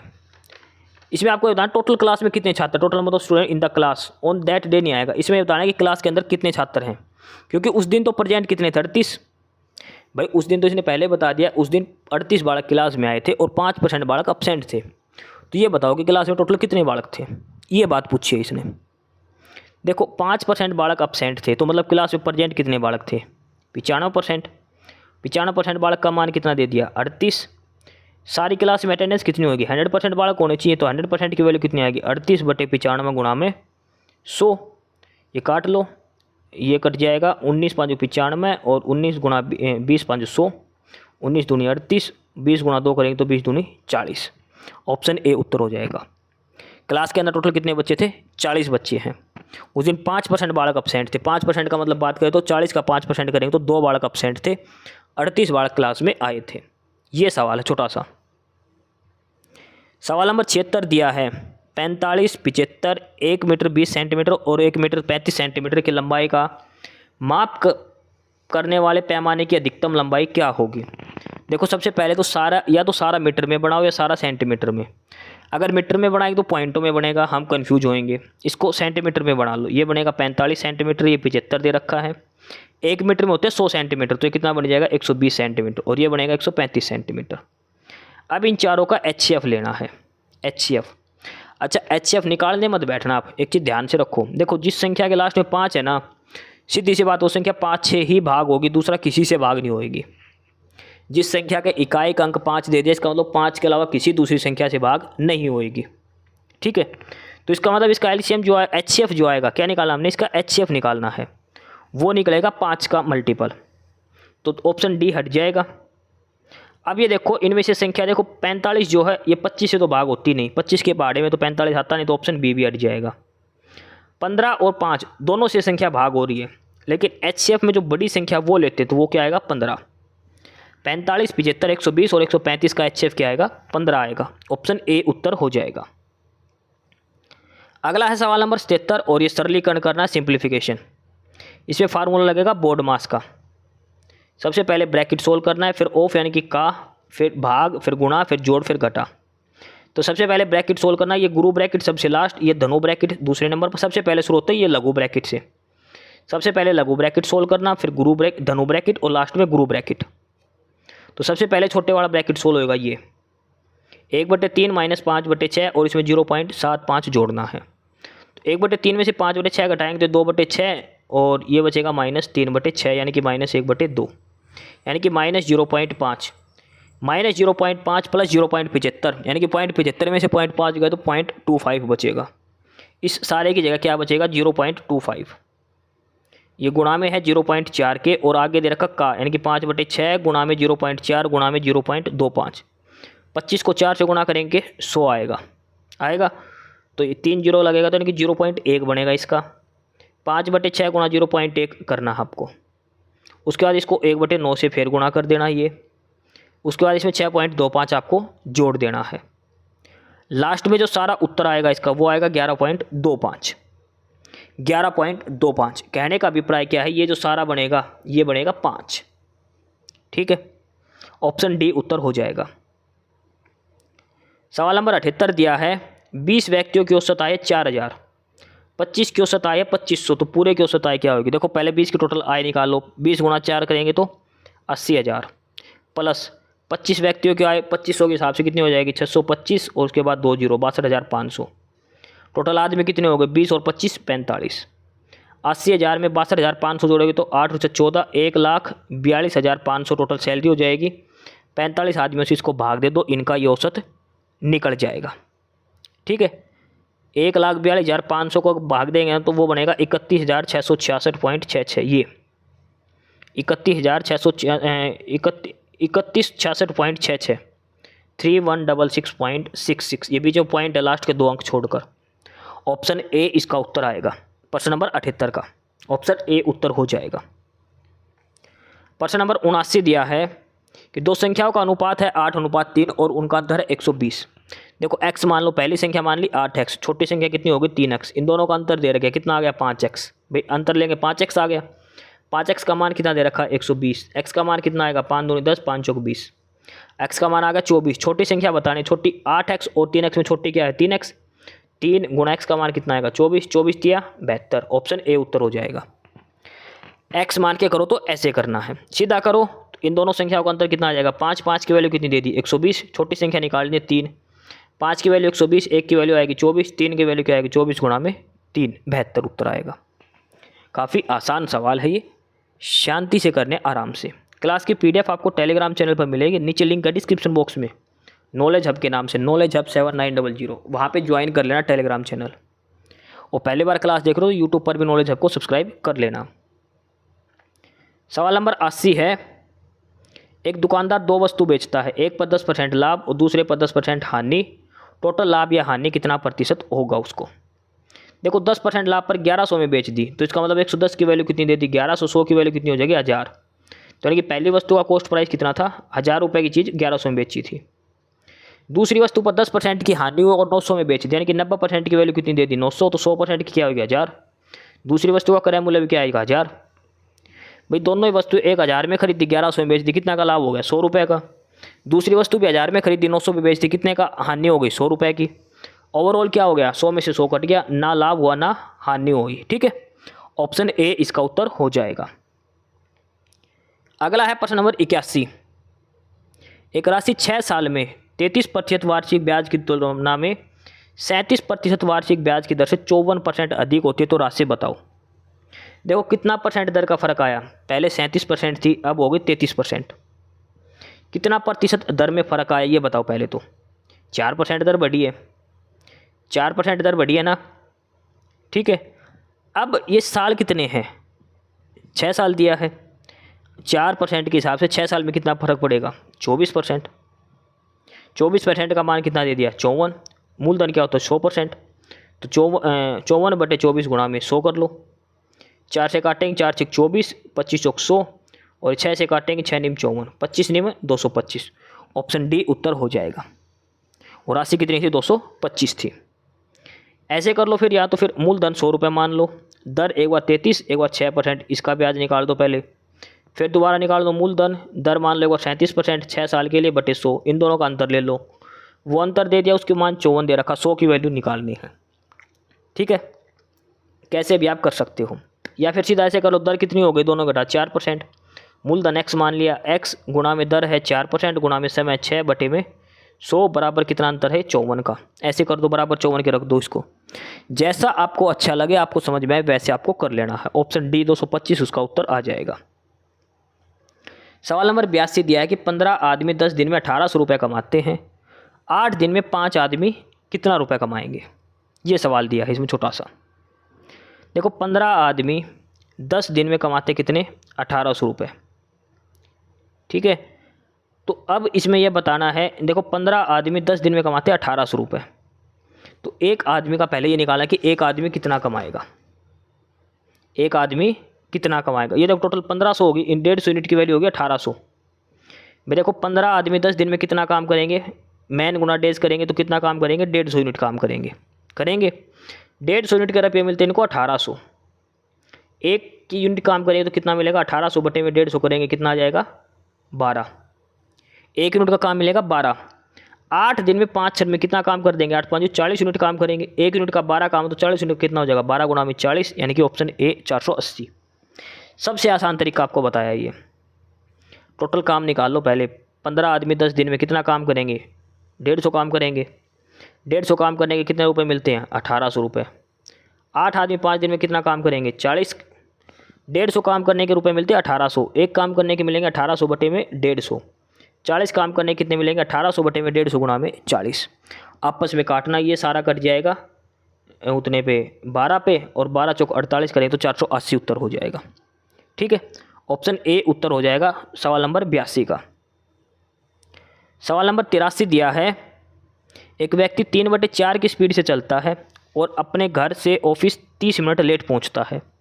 ऑफिस पहुंचने में उसे कितना टाइम? देखो गति दे दी, स्पीड का दे रखी 3/4। स्पीड क्या होती है? डिस्टेंस अपॉन में टाइम, दूरी बटे में समय, यानी कि चाल और समय एक दूसरे का उल्टा है। अगर स्पीड 3 की है तो टाइम लगेगा 4 यूनिट, और स्पीड 4 की है तो टाइम लगेगा 3 यूनिट। जो स्पीड दे रखी है उसका उल्टा क्या होता है? समय होता है। ठीक है, तो पहले 4 मिनट पहुंचता था, अब पहुंच गया 3 से, तो 1 मिनट के लेट हो रहा है ना भाई, स्पीड कम कर दी तो इसने 1 मिनट का मतलब दे दिया 30 मिनट से संबंधित। तो पहले पहुंचता था 3 मिनट में, तो 3 की मान कितना हो जाए? 30 गुणा 3 करेंगे तो 90 मिनट। ऑप्शन बी उत्तर हो जाएगा। पहले पहुंचता था 90 मिनट में, अब 30 मिनट लेट। अगर ये पूछे कि अब कितनी देर में पहुंचता है, तो अब पहुंचता है 90 + 30 120 मिनट में। दोनों बात ध्यान रखना। इसने पूछा कि पहले कितने बजे पहुंचता था, तो पहले पूरे टाइम से 90 मिनट में पहुंचता था, अब वो 30 मिनट लेट हो गया। अब पूछे कितनी देर में पहुंचेगा, तो वो आएगा 90 + 30 120 मिनट में। अगला है प्रश्न नंबर 84। प्रश्न नंबर 84 में क्या दिया है? पिता की आयु उसकी पुत्र की आयु से 25 साल अधिक है। भाई पुत्र की आयु x मान ली, तो पिता की आयु कितनी हो जाएगी? x + 25। सिंपल है, हमने इतनी मान लिया।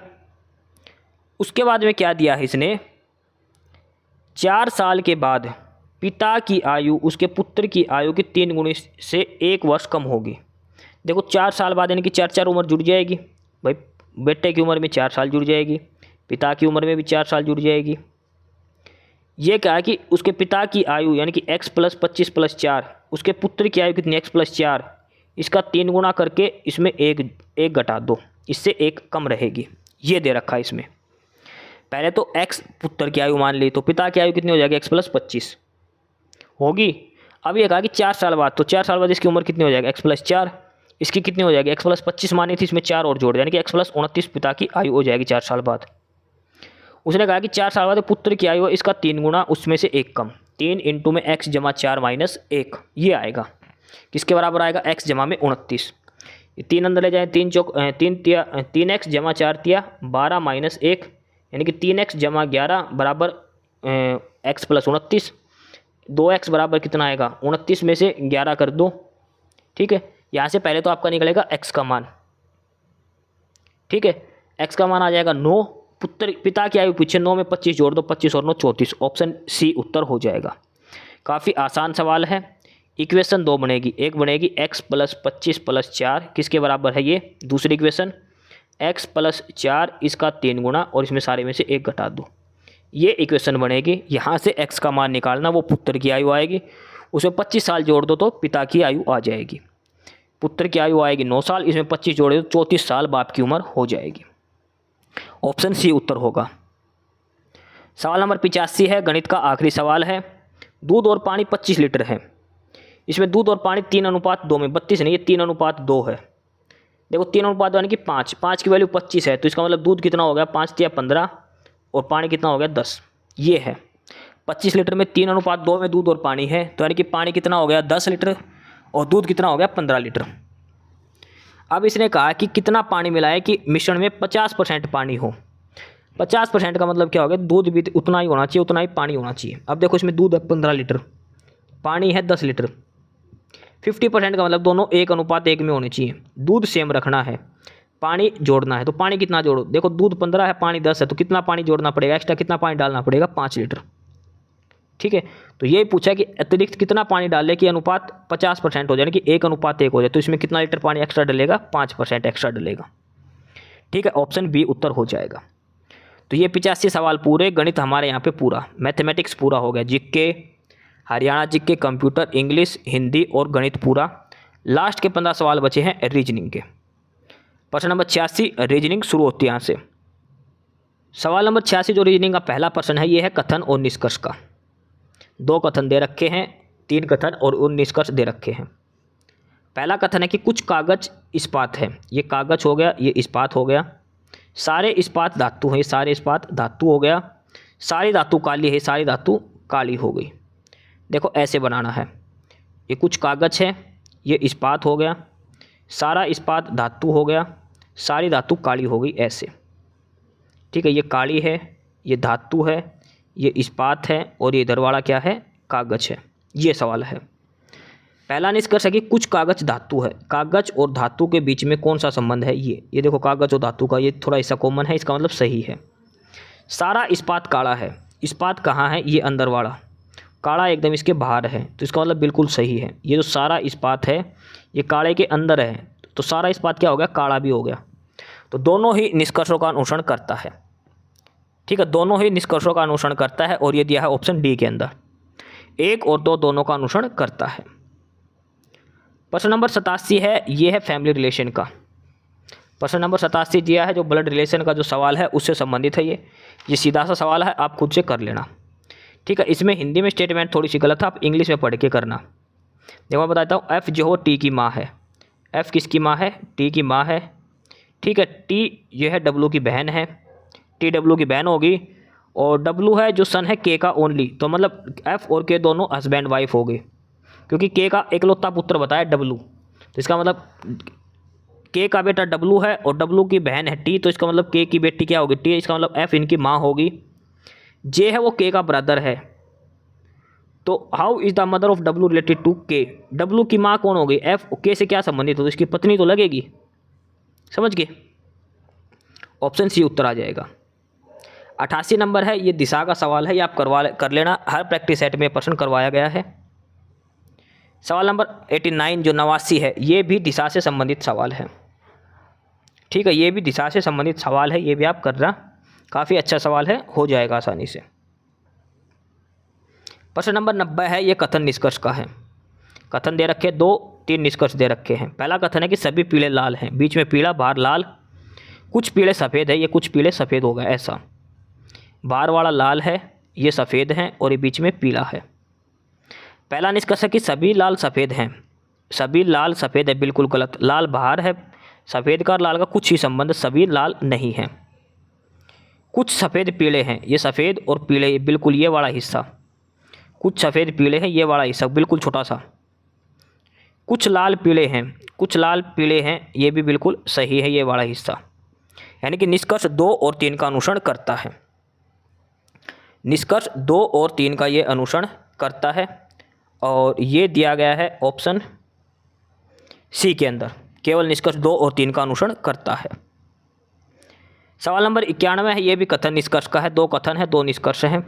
पहला कथन है कि सभी झुकाव वक्र हैं, ये झुकाव हो गए, सारे क्या हो गए, वक्र हो गए, और सारे वक्र खतरनाक है। ये झुकाव वक्र और खतरनाक, सभी वक्र खतरनाक है, बिल्कुल जो सारे वक्र हैं वो खतरनाक है, बिल्कुल सही, क्योंकि सारे वक्र खतरनाक के अंदर हैं।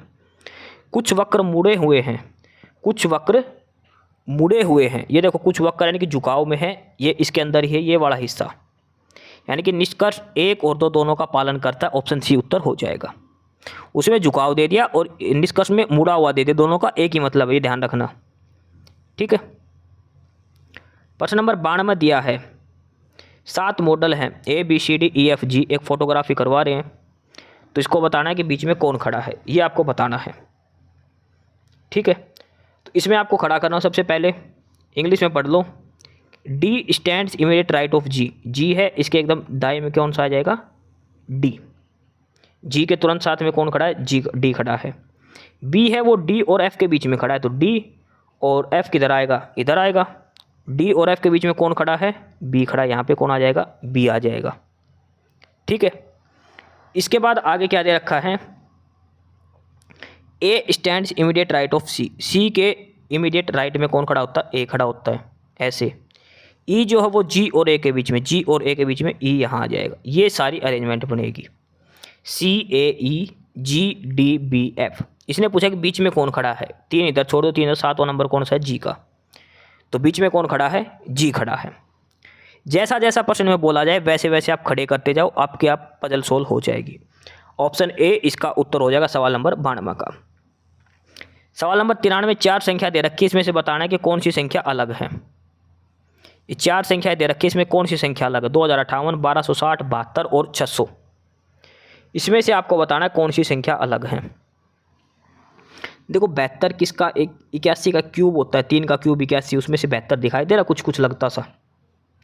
600 ये होता है 625, 25 का क्यूब होता है, इसमें से कुछ कम हो रखा है। ऐसे ही है ये जो 1260 दे रखा है। कैसे है मैं समझा देता हूँ आपको। 3 का क्यूब, उसमें से 3 का स्क्वायर घटा दो, ठीक है। 3 के क्यूब में से 3 का स्क्वायर घटा दो, या फिर 9 के स्क्वायर में से 9 घटा दो, बात तो वही है। 600 क्या है, 25 के स्क्वायर में से 25 घटा दो, या फिर 5 के क्यूब में से 5 का स्क्वायर घटा दो, ठीक है। ये ना सॉरी, देखो 3, ये छोटी सी गलती है। ये तो बनेगा 3 की पावर 4 में से 3 की पावर 2 घटाना, या फिर 9 की पावर 2 में से 9 घटाना। सेम ये भी है 25 की पावर 2 में से 25 घटाना, या फिर 5 की पावर 4 में से 5 की पावर 2 घटा देना। ऐसे ही है 2058 का, 7 की पावर 4 में से 7 की पावर 2 घटा देना, या फिर 49 की पावर 2 में से 49 घटा देना, वो आएगा 2058। इसका प्रकार जो ये 2352 आना था, 2058 दिया, ये ऑप्शन ए अलग हो जाएगा, ठीक है। ये इसमें ध्यान रखना है। ये जो 1260 दिया है, ये है 6 की पावर 4 माइनस 6 की पावर 2, यानी कि 36 का स्क्वायर माइनस 36 घटाना।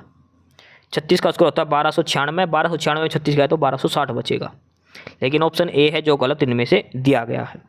ये आएगा 7 की पावर 4 यानी कि 49 की स्क्वायर माइनस 49 घटाना आपको, ठीक है। तो ये बचेगा लास्ट में 2352 आएगा, ये दे रखा 2058। सवाल नंबर 90 दिया है, कौन सी आकृति अलग है? देखो इसमें देखो, चाहे बेशक से चौकुट्टा हो, लेकिन सारे भाग बराबर बांट रखे हैं। इसमें देखो सारे भाग बराबर बांट रखे हैं, इसमें भी सारे भाग बराबर बराबर हिस्से कर रखे, लेकिन इसके अंदर ये बराबर हिस्से नहीं किए हुए। त्रिभुज के अंदर ये हिस्सा छोटा है, ये और भी बड़ा है, ये उससे बड़ा, ऐसे दे रखा है, तो ऑप्शन सी अलग हो जाएगा। 95 नंबर का कथन निष्कर्ष का है, ये आपको खुद से कर लेना है। 96 नंबर का ये बता रहा है कि इनमें से कौन सा अलग है। 4 दे रखा है, 3 ऑप्शन सही पैटर्न पर है, एक अलग है। देखो ये देखो, जे के और एल उल्टा दे रखा है, एक्स वाई जेड उल्टा दे रखा है, पी क्यू आर उल्टा दे रखा है, लेकिन ये ए बी सी ये सीधा दिया गया है, तो ऑप्शन बी अलग हो जाएगा। बाकी तीनों में जो पहले 3 अक्षर है वो उल्टे दे रखे हैं, J K L X Y Z P Q R, लेकिन ये ए बी सी है ये सीधे दिए गए, तो ऑप्शन बी इसका उत्तर हो जाएगा सवाल नंबर 96 का। सवाल नंबर 97 का, इसमें स्टेटमेंट सीधी दे रखी है, उत्तर पूछा है कि कौन सा कथन सत्य है। इन्होंने पहले ही सीटिंग अरेंजमेंट बना के दे रखी है आपको, और इसमें से पूछा है कि कौन सा कथन सत्य है। ये आपको इसमें से देखना है कि टी और वी के बीच में 2 कारें खड़ी हैं, टी और वी के बीच में, ये टी है और ये वी है, एक कार खड़ी है, इसका मतलब कथन एक है, वो तो गलत है। अगला कथन है कि एक्स और वी के बीच में एक कार खड़ी है, ये एक्स है और ये वी है, इनके बीच में कोई कार ही नहीं खड़ी, इसका मतलब जो कथन दूसरा है वो भी गलत दिया गया है। इसका बाद अगला है वाई और एस के बीच में 3 कार खड़ी हैं, वाई और, अच्छा ये दे रखा है एक्स और वाई के बीच में एक कार खड़ी है, ऑप्शन बी में, एक्स और वी नहीं, एक्स और वाई, एक्स और वाई, ये एक्स है और ये वाई के बीच में एक कार खड़ी है, तो बिल्कुल ऑप्शन बी है वो सही है, उसमें है एक्स और वाई के बीच में एक कार खड़ी है, बिल्कुल खड़ी है यहाँ पे वाई नाम की। तो प्रश्न नंबर 97 का ऑप्शन बी उत्तर हो जाएगा। ये जो केवल बी दे रखी स्टेटमेंट ये इनमें से सही है। 98 नंबर का, ये पहले सीटिंग अरेंजमेंट दे दी इन्होंने, एक सामने कैमरामैन, ये बिंदु सचिन राम रोनी मोंटी बैठे हैं। प्रश्न है कि फोटो में दाहिने ओर से दूसरा कौन है, दाहिने ओर पे ये, इससे दूसरा कौन है, रोनी, यानी कि ऑप्शन सी उत्तर हो जाएगा। प्रश्न नंबर 98 का ऑप्शन सी उत्तर हो, इसमें पहले ही डिजाइन बना के दे दिया, अगर स्टेटमेंट नहीं देता तो हमें बनाना पड़ता, ठीक है। प्रश्न नंबर 99 का, ये संख्या बताने क्या आएगा, ये संख्या बतानी है, यहाँ जो क्वेश्चन मार्क दे रखा है इसकी जगह क्या आएगा, ठीक है। देखो 8 का स्क्वायर क्या होता है, 64, 64 में 8 जोड़ेंगे तो कितना आएगा, 72, ये आ गया 72। 12 का स्क्वायर क्या होता है, 144, 144 में वापस 12 जोड़ेंगे कितना आएगा, 156, यानी कि इस संख्या का स्क्वायर करके उस यही संख्या जोड़ दो, अगली संख्या आएगी। 6 का स्क्वायर करेंगे 36, 36 में वापस 6 जोड़ दो कितना आएगा, 42, ऑप्शन सी उत्तर हो जाएगा। जो संख्या दे रखी है उसका स्क्वायर करके जोड़ दो, या फिर क्या कर दो 8 को इससे अगली संख्या से गुणा कर दो। 8 को 9 से गुणा करेंगे 72, 12 को 13 से गुणा करेंगे 156, 6 को 7 से गुणा करेंगे 42। बात एक ही है, ठीक है। जो संख्या दे रखी है उसको उससे अगली संख्या से गुणा कर दो। सवाल नंबर 100 है और इसमें क्वेश्चन मार्क की जगह बताना है क्या आएगा। क्वेश्चन मार्क की जगह आपको बताना है क्या आएगा। देखो ये दे रखा है 32, 16, 4 और 128, 18, 12, 3 और यहाँ पे 72। ये आपको बताना है कि क्या आएगा, ठीक है। देखो इस सवाल में कैसे करना है, पहले 32 और 16 की गुणा करनी है। 32 और 16 की गुणा करेंगे कितना आएगा 512। 128 और 4 की गुणा करेंगे तो वो भी 512। ऊपर के 2 की गुणा और नीचे के 2 की गुणा बराबर है। 18 और 12 की गुणा करनी है वो आएगा 216। 72 और 3 की गुणा करनी है वो भी आएगा 216। 24 और 14 की गुणा करनी है वो आएगा 326। 112 को किससे गुणा करें, 112 को 336 आएगा, तो 112 को 3 से गुणा करेंगे तो 336 आएगा। तो यहाँ पे क्वेश्चन मार्क की जगह क्या आएगा 3, ऑप्शन बी उत्तर हो जाएगा, ठीक है। तो ये था हमारा प्रैक्टिस सेट नंबर 30। 100 सवाल हमने करे हैं हरियाणा सीईटी एग्जाम के लिए। मोस्ट इंपोर्टेंट प्रैक्टिस सेट है जो आर्यभट्ट एकेडमी द्वारा तैयार किया गया है, ठीक है। 100 के 100% हमने करे हैं। क्लास की पीडीएफ आपको टेलीग्राम चैनल पर मिलेगी, नॉलेज हब के नाम से, डिस्क्रिप्शन बॉक्स में लिंक है। पहली बार क्लास देख रहे हो तो यूट्यूब पर नॉलेज हब को सब्सक्राइब कर देना। तो फिलहाल ये 100 क्वेश्चन थे, ये हमारा प्रैक्टिस सेट नंबर 30 था। अगली क्लास में मिलते हैं प्रैक्टिस सेट नंबर 31 के साथ। कुछ डाउट हो तो टेलीग्राम चैनल पर जरूर बता देना या फिर यहाँ पर कमेंट कर देना, ठीक है। तो चलिए बाय बाय, मिलते हैं अगली क्लास में। एस्पिरेंट्स यही था आज की इस वीडियो में आपके लिए, ठीक है। और बाकी अगर कुछ नहीं समझ में आया या कुछ पूछना हो या फिर किसी स्पेसिफिक टॉपिक पे पूछना हो, वीडियो बनवानी हो, तो आप कमेंट बॉक्स में कमेंट कर सकते हैं, ठीक है। बाकी आप हमारा चैनल नॉलेज हब को सब्सक्राइब जरूर करें, अपने फ्रेंड्स को रिकमेंड करें और वीडियो को लाइक करें, शेयर करिए, जुड़े रहिए हमारे साथ। मिलते रहेंगे आपके साथ रोज़ रोज़ नए कंटेंट के साथ, नई अपडेट्स के साथ, ठीक है। और चैनल को शेयर जरूर करें अपने फ्रेंड्स के साथ। एक बार फिर से जो एस्पिरेंट्स, जो कैंडिडेट्स नए हैं, वो चैनल को सब्सक्राइब जरूर करें, अपने चैनल नॉलेज हब, ठीक है। मिलते हैं नई अपडेट्स के साथ, तब तक के लिए बाय।